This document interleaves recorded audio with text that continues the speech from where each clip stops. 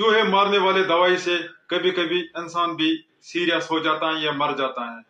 चूहे मारने वाली दवाई को खाने के साथ मिक्स करके लोग रखते हैं। कोई अनजान बच्चा खाना समझकर उसको खाता है और वो सीरियस हो जाता है। इसके अलावा कभी कभी बड़े लोग खुदकुशी के मकसद से ये दवा खाते हैं और सीरियस हो जाते हैं या मर जाते हैं। चूहा मारने वाला दवाई बहुत खतरनाक जहर है। इसको हमेशा उस कमरे में रखो जिसको बाहर ताला लगा हुआ हो, ताकि कोई बच्चा एक्सीडेंटली इसको न खाए।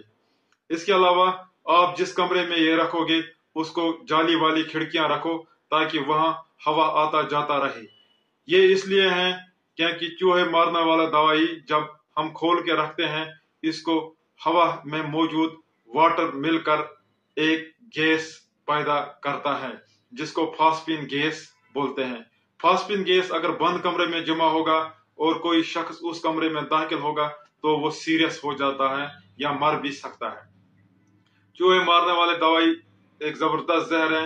इसका लीथल डोज खाली 80 mg पर किलोग्राम है। अगर किसी ने लीथल डोज खाया तो वो मर जाता है। अलबत्ता अगर हम उसको इलाज करेंगे तो 37% चांसेस हैं मरने के, 73% चांसेस हैं बचने के लिए। इसीलिए इलाज जरूरी करना चाहिए वक्त पे इसका। बच्चों में कम डोज ही खतरनाक होता है क्योंकि उनका वजन कम है। अगर कोई बंदा चूहे मारने वाला दवाई खाएगा उसको क्या होगा?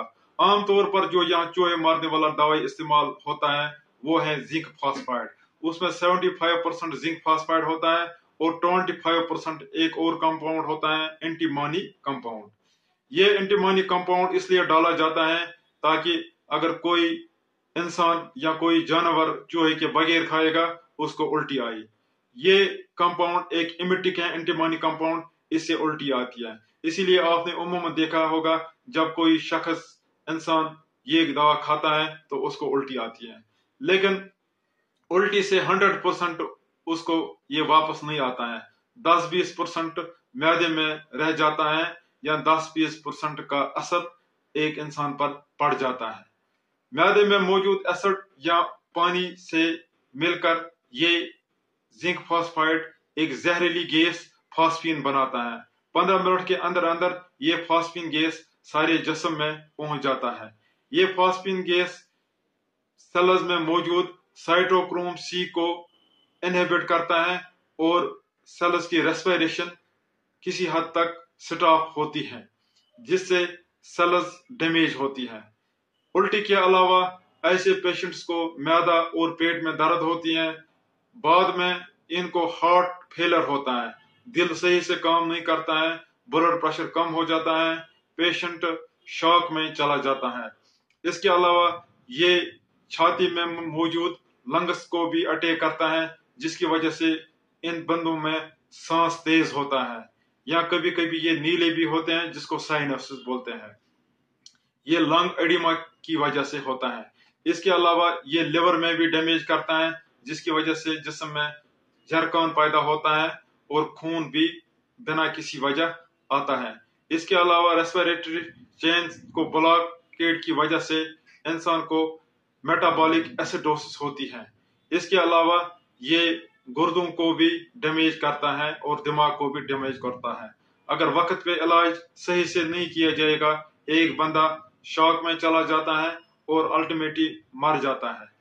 डेथ 6 घंटे के अंदर अंदर हो सकती है, इसलिए इलाज तुरंत करना चाहिए।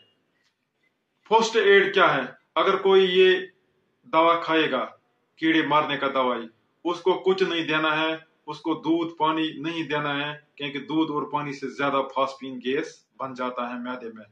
इसके अलावा अगर उसको मुंह में या कपड़ों में थोड़ा है वो भी निकालना है। मुंह नाक खुश्क साफ करनी है। उसको सांस सही से चलना चाहिए। अगर सांस सही से नहीं चल रहा है तो पोजीशन करके उसको CPR भी करना पड़ता है। इसके अलावा अगर ज्यादा सीरियस है 108 डायल करके एम्बुलेंस बुलानी चाहिए, जिसमें ऑक्सीजन भी होगा, जिसमें एक बंदा भी होगा ट्रेनर रिसस्टेटर जो इस पेशेंट को फर्स्ट एड देगा। ऐसे पेशेंट्स को अस्पताल पहुंच के क्या करना होता है? ऐसे पेशेंट्स का सबसे पहले ABC एयरवे ब्रीथिंग और सर्कुलेशन वाइटल्स स्टेबलाइज करने होते हैं। इसके बाद इनको मैदा धोना होता है। इनका मैदा हम कोकोनट ऑयल विद बाइकार्बोनेट से धोते हैं या पैराफिन, लिक्विड पैराफिन से धोते हैं। इसके अलावा जो कुछ इनके सिम्टम्स हो गए जैसे ज्यादा उल्टी, डिहाइड्रेशन, पेट दर्द या मैदा दर्द, उसके मेडिसिन भी देते हैं। इसके अलावा जिसने टॉक्सिक डोज खाया होगा उसको एनासिटाइलसिस्टीन और मैग्नीशियम भी स्टार्ट किया जाता है आईवी।